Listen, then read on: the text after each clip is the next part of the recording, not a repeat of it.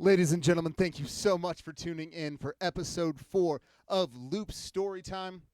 I'm your host, Loop Story. This has been such a blast to be able to continue to do this every 2 weeks. I've had such a great opportunity to sit down with so many talented musicians. We have the wonderful Sarah Mount interview coming up in a little bit. Social justice warrior and all about badass in the music scene. So I can't wait for you guys to hear what we got to talk about. In the meantime, we're going to keep this going. I have a brand new loop for you I learned for this episode, so I hope you enjoy.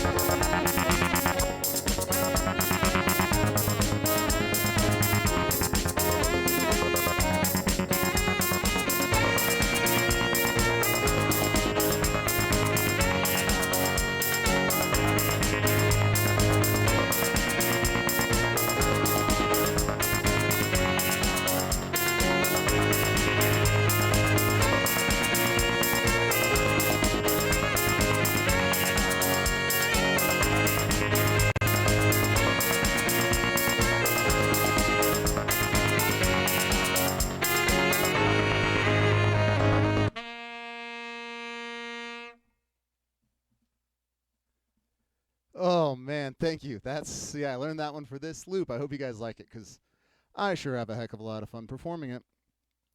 This next song was a debut.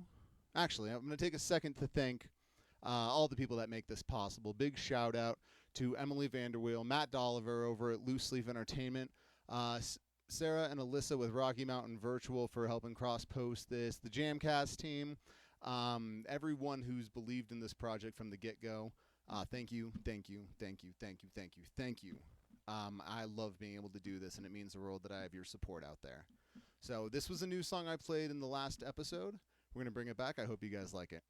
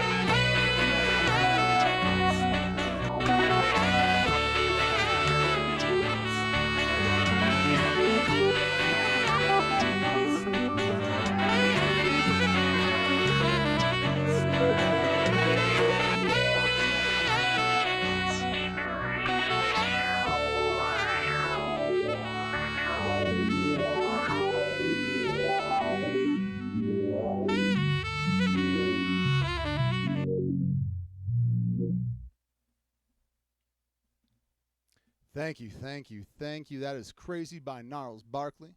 Now, I want to take a second for those of you who have been watching, and if you're sitting at home going, I want to see this live, you have some opportunities coming up.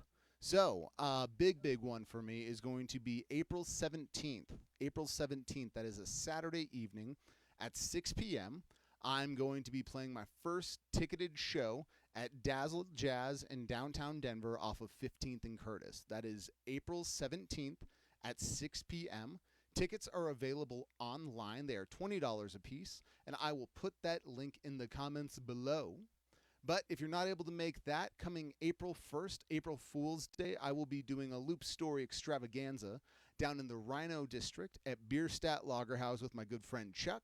And we're going to be throwing a party of loops and shenanigans and things of that nature. So if you're around, I hope you're able to join us, and we are being safe. We are being sanitary, we are getting vaccinations, and we're ready to rock. Let's get this next song queued up.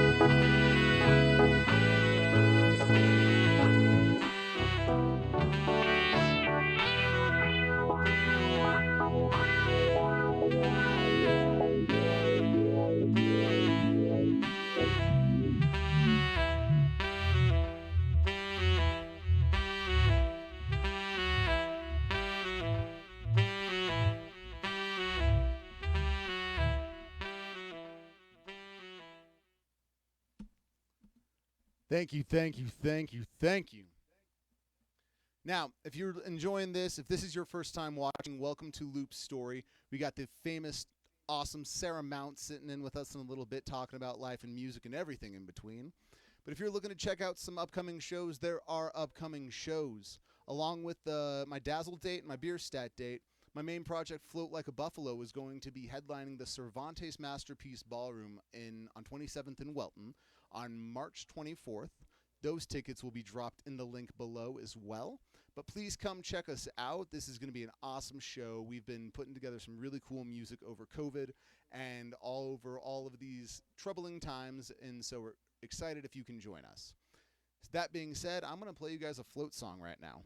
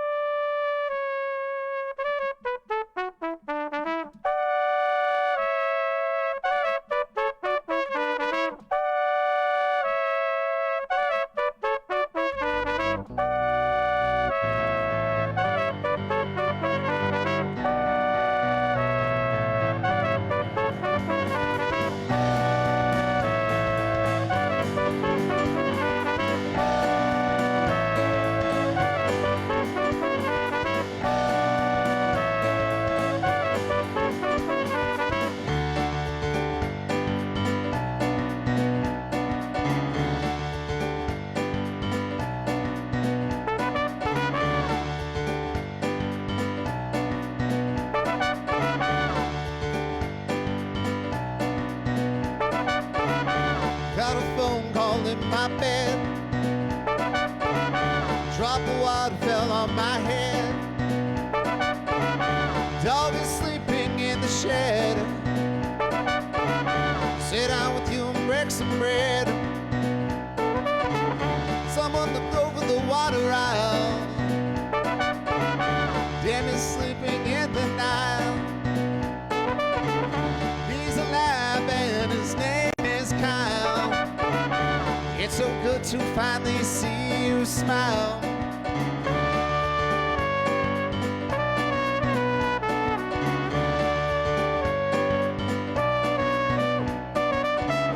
That's the way things roll once in a while.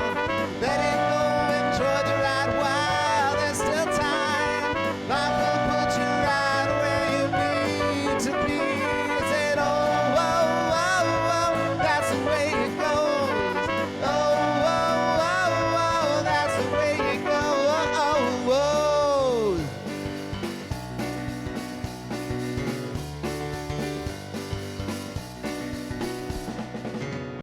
There's a man up on that hill. Grandma needs her pills refilled.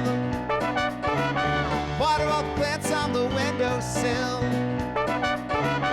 Meet me down at the old mill. Someone looked over his flock of sheep. Wonder why she ain't gonna get no sleep. Be sure to get in good and deep. He can't go there, it's too damn cheap. That's the way things roll once in a while. Let it go, enjoy the ride while there's still time.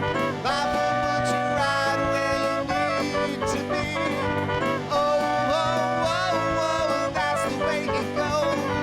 Whoa, whoa, whoa, whoa, that's the way it goes.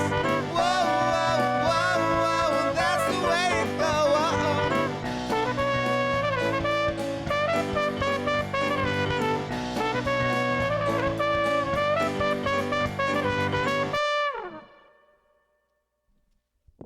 Float like a buffalo, enjoy the ride. Ladies and gentlemen, if you are new to this project or new to Loop Storytime or any of it, I highly suggest you go check out Float Like a Buffalo. I am a little biased, but we are a heck of a lot of fun, I've been told by people online and in person.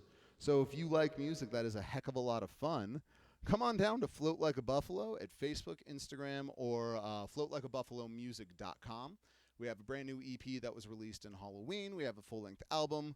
We're going on tours, so if you're not from the state, we may be coming to see you soon. So, next song, got some Justin Timberlake for you. I hope you guys enjoy.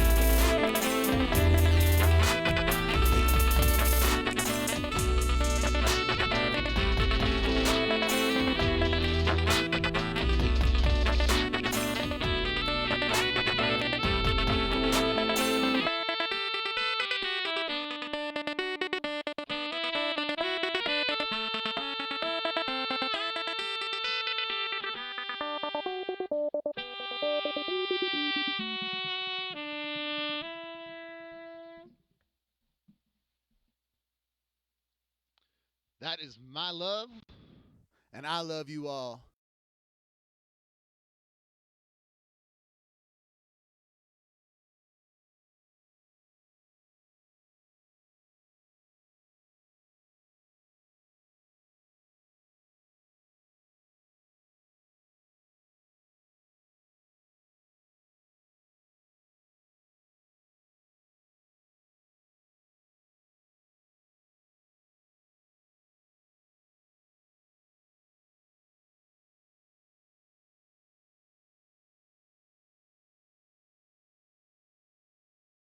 Ladies and gentlemen, welcome to the interview time of Loop Storytime. I have the wonderful Sarah Mount with me. Sarah Mount of Pamlico Sound, Sarah Mount of the Shush Roswell Live Band, Sarah Mount of Music Minor, Sarah Mount of Chemistry, of every group in Colorado, pretty much, that has a saxophone player. That you're a part of that. How you doing, Sarah? Oh, I'm great. Thanks for the amazing introduction. Oh, hey, thank you for being you and doing what you're doing in the music scene. It's pretty awesome to be able to see everything that you do throughout all of this time. So Oh, I appreciate that. Well, it's right back at you. Right back at shush. you.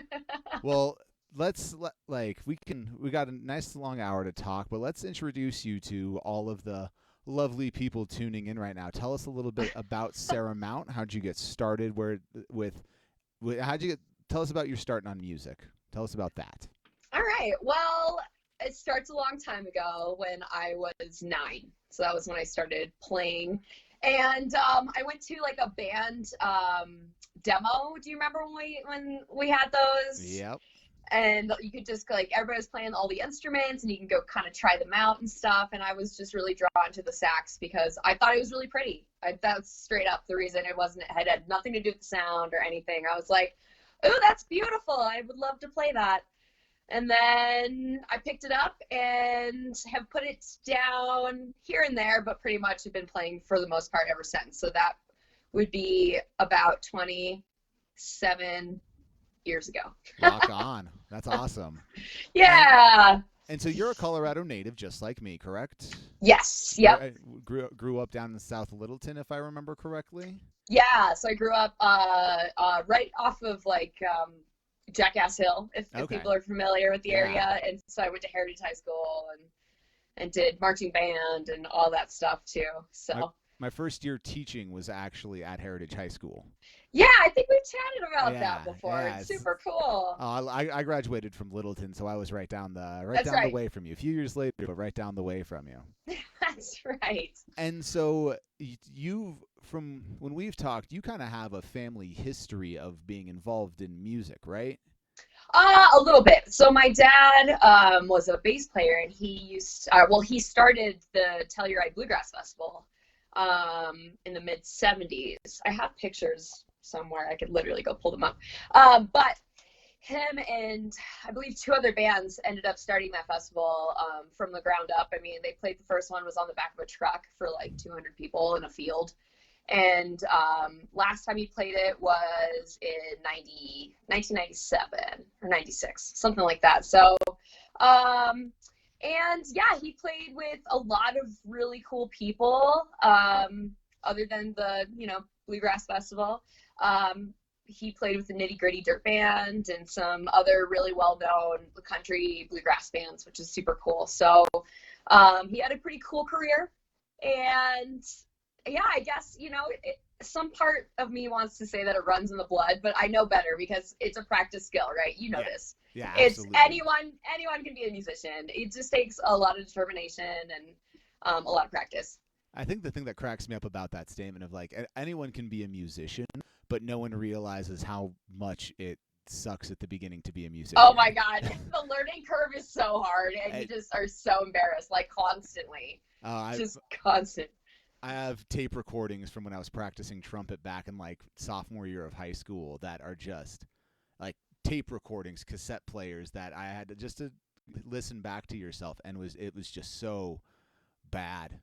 And you're like, oh my, how did I even get to where I am? It's just practice, yep. And a refusal to quit. It's practice, and then having a little bit of shamelessness, just a little bit. I remember I was in, I believe, 7th or 8th grade, and we were playing I've always been like, as far as being chaired, you know what I mean? Yeah. I was Yeah. always, up there. I was always, so I ended up getting solos a lot and all that stuff.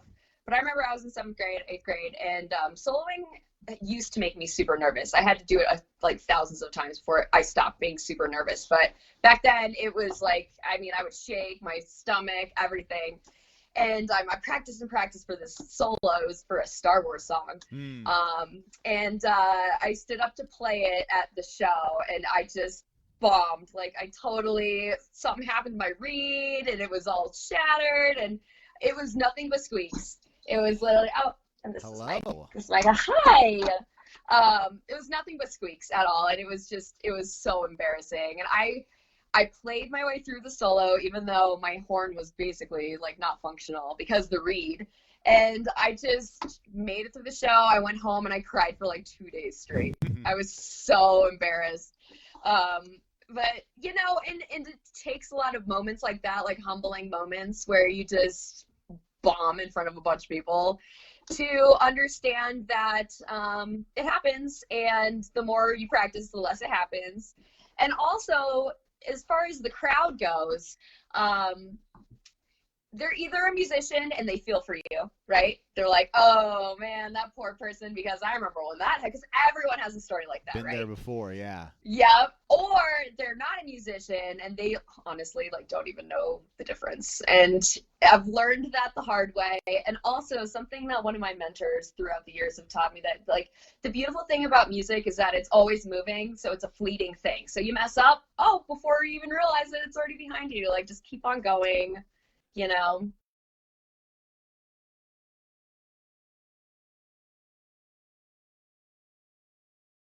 Level, people will give you a little bit of leeway if you're squeaking through a solo, but you go and Yeah. drop a turd in the middle of sitting in with some big people, you just won't Yeah. get that call again. Yeah, you might quietly be asked to leave. Yeah, it's like, You oh, know. that was super cool. So we're gonna bring up some other friends to sit in with us. Yeah, Thanks for joining. exactly. You're like, Oh, yeah, exactly. appreciate it. Bye. I'm gonna go cry for 2 months now. This time instead of 2 days. Right. The flip side of it, we don't always Yeah. get to sit in Yeah. with we don't always get to sit in with the big stars. We don't always get to sit in front of. What is the worst show you have played? And it doesn't matter if Oh it's man. besides the 7th grade concert. That was my one. That was probably my worst performance. Um, God, that's a great question. I've had many issues before on stage, and sometimes it's in front of the people, and sometimes it's actually like during sound check. But one time, Sass Factory, we were performing in Steamboat. I forgot the venue. Help me. It's there's like Schmiggity's. Yeah. So I was at Schmiggity's, and we had just driven up. We were kind of like, just over it a little bit, just from the drive. I mean, that drive's not the funnest drive 3.5 ever. hours, yeah. Yeah, and I believe it was in the spring or early summer, and so I mean, there was no snow or anything. It was fine, but we're kind of over it. We show up, do the sound check, and during sound check, I could not hear myself at all. Like, I had nothing coming out of my wedge. Yeah. And so the guy who was running sound was just like, I don't know what the problem is. Let's just keep going. And we kept going, and we kept running song, and I could not hear anything. And I was telling him, my girls were telling him, like, yo, dude, we cannot hear anything out of this wedge. Like, I'm nothing. And so he's just getting more and more annoyed as as the evening is going on. He's just like, oh, and he's just rolling his eyes and stuff. So finally, he like kind of just grumbles and just jumps out of his chair, comes up to the monitor, and it wasn't on. Oh, Jesus. It wasn't on the whole time. And I kept telling him, I'm like, is this thing on? Like, what is going? Because literally nothing. And so no apologies, no nothing. He just turns it on, goes back, and of course it's working perfectly. And so that's just like, I don't know. That's stuff right there. Sometimes it sets the tone in not the best of ways, I would say. Oh yeah. You've driven 3 hours. You go up, and like, it's when you want to be treated like the talent and are not treated like the talent. Yeah. I think that's the hard part for any musician, where you're like, okay, we're here. I've honed my craft. I am here to perform. I'm here to be a part of it. And whether it's sound or just venue or something, if it's, you don't want to demand respect because I'm an artist, Yeah, no, but you also need to have things kind of go in the way that you need them to go, or else your artistry that you perform is going to kind of fall through the cracks a little bit. a little bit. I mean, it's just, I would just love to be taken a little seriously enough to when I'm saying to you, excuse me, sir, my monitor is not working. I'm hearing absolutely nothing. I'm putting my foot on it. I'm feeling no vibrations, nothing. To just, instead of getting annoyed, just maybe for a second, like troubleshoot, try to figure it out. It typically is something dumb, like it's not on. Yeah. I mean, I've done it a million times, but just, it's the difference of being annoyed versus, being like, oh, I should probably look into this a little deeper, other than just saying, it's fine, we'll figure it out, or I don't know what the problem is, or it's your fault, or you know what I mean? Or just kind of like turning it back on you. It's just, my expectations are pretty low. Like, I don't expect people to lay out the red carpet. I just want your basic bare minimum, like treat me like a person. Yeah. I will say, I'm telling you right now, if there's an issue, I'm going to say it. And if there's not, I'm going to be fine. It's all good, Yeah. So yeah, So that kind of leads me to the next question. As an industry that is very much, with a lack of a better term, a boys' game, where do you, as a prominent female figure in this industry, have you run into some challenges that you have you run into some challenges of just misogyny and sexism that you've had to confront over the years? Absolutely. I would be shocked if any woman in the industry has not dealt with it in one form or another. Yeah. Absolutely. Like the Schmiggies thing, is that the same? Is it like Sass Factory, bunch of chicks, and it's like, come on, dude, it like. I mean, yeah, a little bit, and honestly, so Cody was with us, and so he was there. He watched the whole thing, and he told me after it happened, in between sound check and our show, he was just like, "Man, that's never happened to Zeta June. Like, if we can't hear something, people are on it. They come right up. They figure it out." And he was the one who actually said, "I don't know, man. I think he did that because you guys are a bunch of ladies, And I didn't even, yeah, it is. It's really frustrating. I don't even know if I notice, because it happens so often in microaggressions, that I'm not even sure if I notice all the times it actually happens. I think it might go like this, unless it's like a macroaggression, in which case I am very vocal. I'm very vocal. And I'm very vocal for a bunch of different reasons. One of the main reasons is because if I'm vocal, it weeds out the people who would possibly be trying to pull a fast one on me. I mean, you can scroll through my Facebook for but 5 seconds and find that, like, I'm not putting up with it. I will put you on blast. I will put you on blast on behalf of other ladies with their permission, I've got no problem not working with somebody. If I find out something about somebody and I do a little digging and I find out, oh, hey, this person has done this a bunch of times and they're like a serial predator, I will not work with them. Like, I've got no problem. No, there's plenty of people. Everyone's awesome. I don't need to deal with that stuff. Well, with COVID especially, everyone keeps talking about the cancel culture, why are we canceling people? And the dawning of it is like, because they don't deserve the success that they're getting for the stuff that they're doing to people. You don't get to be an asshole in an industry that promotes love and equality and this open community that is the music scene.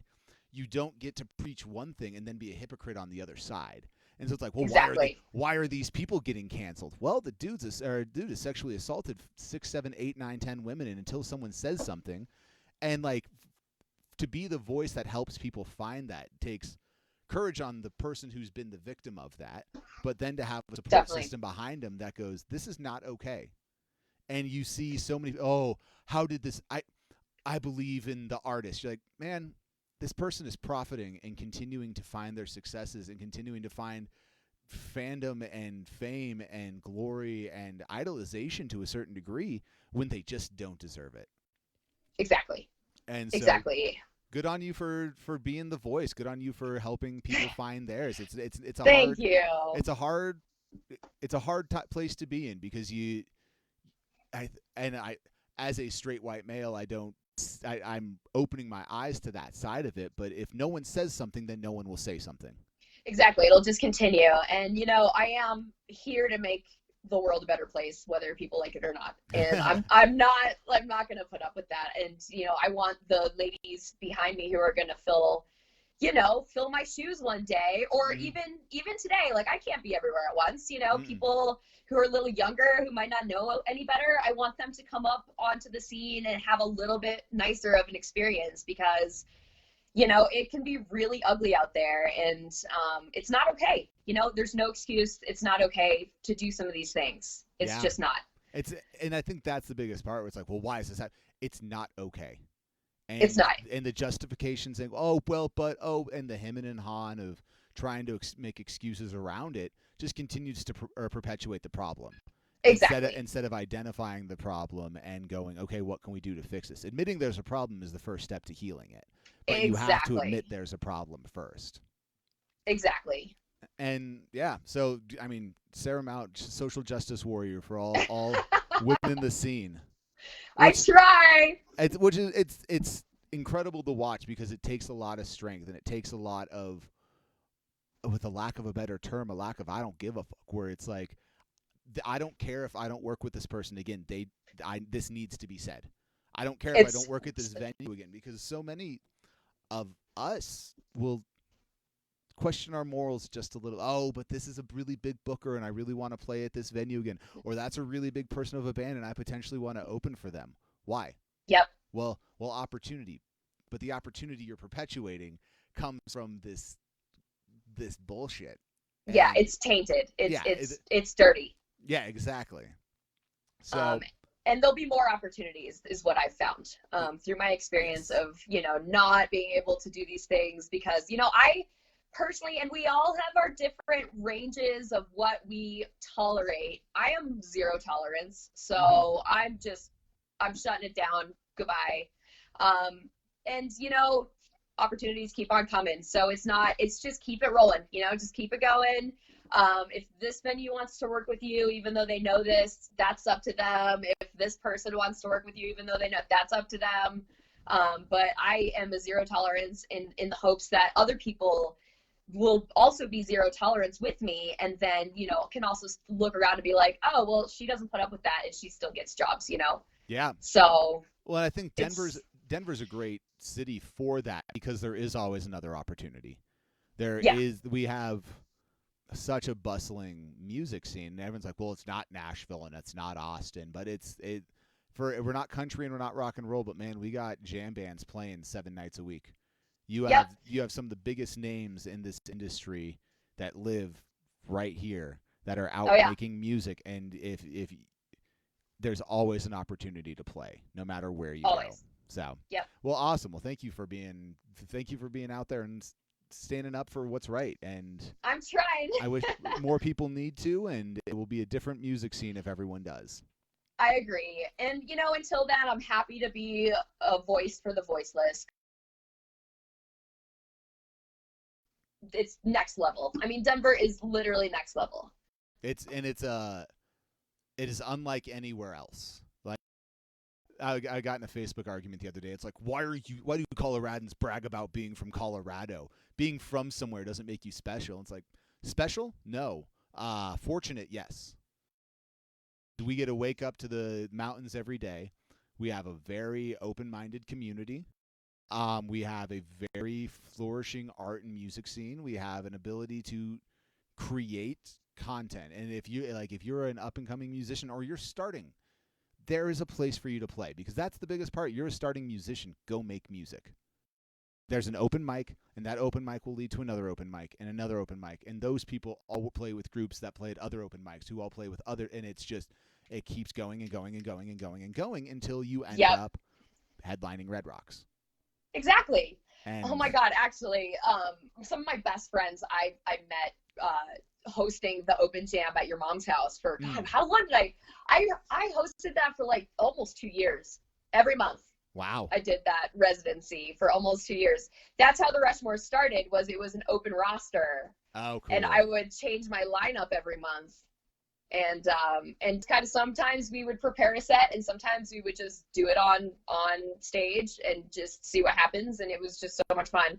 But that's how I met all the all the people, and like Cover Band Does Okay, so all the guys from Tula, and you know, all of those like pretty big jam scene guys I've met at your mom's house hosting the open jam, because they were like, oh, it's Tuesday night, whatever, and they would just come and do the thing. It's so cool. I just love it. The joy of making music is universal. Yeah. That is for sure. Well, tell us, so we're going to be finishing up this in the next few minutes, but tell everyone who's listening what's like, this is going to be debuting on Tuesday. We are filming this on the 11th right now. So you got Shiz Roswell this weekend. You have Pamlico Sound this weekend. Where can we find you after the 16th? So after the 16th, I don't think I have a couple private events. I have one with Imprint, one of my agencies. And then I have a live stream with Highway 50, actually. So that's coming up on the 31st. Okay. And then after that, I have a few shows in April. Some of them aren't completely confirmed yet, but some that are. I'm doing a birthday charity live stream. So we have the same birthday, by the way, listeners. We have the same birthday, April 23rd. Taurus. I think I have like 10 years on you, though. That's the only difference. You get 6, I think. Okay. I think you're the same age as my brother, and so. Well, I like to round up and make people feel bad for how old I am. So, that's my thing. How busy you are, no one would know it. Oh, well, thank you. So I'm doing a birthday charity live stream. So tickets will be available. 100% of the proceeds will go to a husky rescue. Jailbreak Husky Rescue. It's this amazing woman named Brooklyn, and she single-handedly runs the entire operation. But what she does is she goes to high-kill states like Oklahoma, Texas, New Mexico, and she'll rescue huskies that are about to be, you know, euthanized in these pounds, and she'll bring them back to Colorado, because Colorado's no-kill, and then she'll adopt them out, which is super cool. It's an amazing thing that she's doing, and she works her butt off. And like, I just want to, I've had this thing during COVID where I have this urge to give back, and to, even though I'm not, you know, I'm not like, I don't know, as far as means go, it's not like I'm completely well off, but I know I'm a hell of a lot more well off than a lot of people. And I just have this thing where I really want to help the community in ways that, you know, that I can actually do, and I can put my money where my mouth is, and do these things. So like, hey, I can play music, I can, you know, produce a show, I can put together a fundraiser. So so far it's just me and Zeta June. So me and my friends, I'm gonna do like a little like hip hop soul, neo soul set with my friends, and then Zeta June's gonna play their cool, like, I think somebody once called it Doom Funk or something like that. I just think it's so perfect. Doom Funk. But Zeta June is like jam band meets Lotus. They're very like electronic, but kind of, you know, they can get really ethereal and really ambiguous, but they can also get really, really tight and have some really, they're awesome. Yeah. So we're gonna do it so far. I think I'm still looking for one more band to add, but I'll be announcing that soon. That'll probably be announced here in the next 2 weeks. Okay. And that's pretty much it as far as you know, upcoming. But definitely look me up on Facebook, just by my name, and then Saxy Sarah on Instagram, 2 X's _ just honestly, just plug in my name, and you can see all the things. And yeah, well, Sarah, you're a great friend. You've been a great resource for me throughout all of this. It's been a lot of fun to get to know you over the past few years. So thank you so much for being a part of the episode. Yeah, you're so welcome. Thanks for having me, and right back at you. Thank you. I just think the world of you guys. Oh, well, thank you. So for those watching, this full interview is going to be uploaded to the Jamcast Network on YouTube. The link will be in the comments below. Ladies and gentlemen, the wonderful Sarah Mount, thank you for joining us. Check her out on Facebook, Instagram. Check out one of her many projects. Check out her artwork. If you need a commission, she's the place to go. So yes. See you in 2 weeks. We will have Graham Good from Graham Good and the Painters joining us. And until next time, everyone stay safe, and bye-bye.